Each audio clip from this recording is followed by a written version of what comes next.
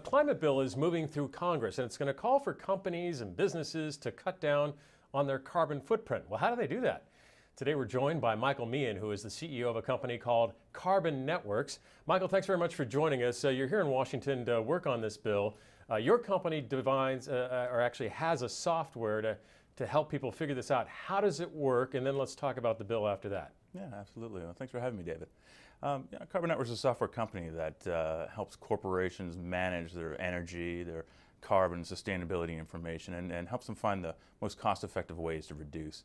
What's more is that we take these companies and we work them through our network to connect them to carbon reduction providers from over 40 countries around the world. Oh, but I mean, what do you do? Is it just like a software program that you say, okay, I do use this much paper or this many whatever of supplies, and it counts up how much carbon you're actually using?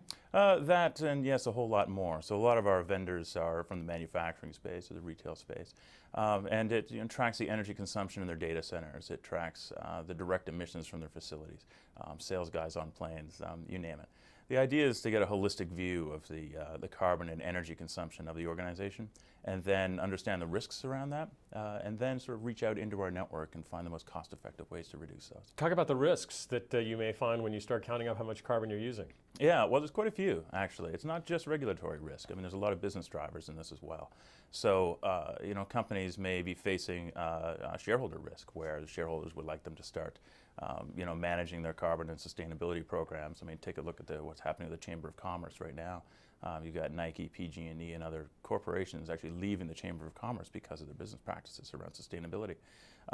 You also have companies that are looking at corporate brand, voluntary reporting to different types of sustainability and carbon initiatives around the world. And then you've got, of course, the regulation that's coming. So a lot of companies are coming to us today to understand their position under a carbon cap and trade market, not only here, but in other countries around the world. Give me a sense of when you work with a company and you set up your software and start to look at their carbon, are they surprised of what they're doing and how much they're using and what they're impacting the environment with? Most often, yes. It's either they're much worse or much better than they expected. Yeah, so a lot of these companies, some of these companies are like large cities. We deal with about 8,000 facilities around the world right now. And some of these guys have a lot of data and a lot of information together, but in a lot of these companies, the right hand doesn't know what the left hand is doing. So most often, you'll have a sustainability group that's working on reduction projects, or working on maybe investments and carbon markets or carbon projects and so on. But on the other side, you've got the finance group, you've got the operations group, and a lot of times these guys aren't really talking together. Talk to me about the big picture here, because as you mentioned, some companies are pulling out of the chamber because they don't like the chamber's point of view on the bill that's going through Congress right now. Do businesses seem to get it, or is there still this schism between what some people think needs to be done environmentally? Yes and no. I mean, the details, we're definitely turning the corner on that. The details of the bill are, generally not well understood by business, and nor do they really need to be. What's happening right now is just a general shift towards, energy reductions, carbon and sustainability for a lot of business reasons.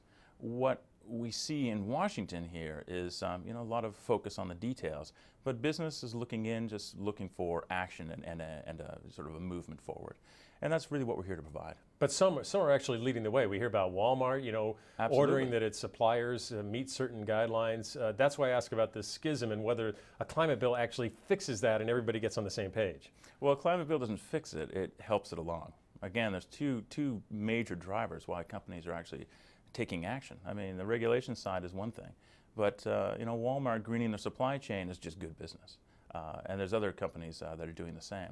So it's not really a schism. It's doing good by the environment can also be good for business, and that's why companies are doing it, not because there's a stick in the market forcing them to do so. All right, so your software is designed for businesses. What about me? Where can I go and find out what my carbon footprint is? Well, there's a lot of different resources around the web to find, carbon footprint, get your travel footprint and things like that. We generally focus on Fortune 500, FTSE 250 sort of companies.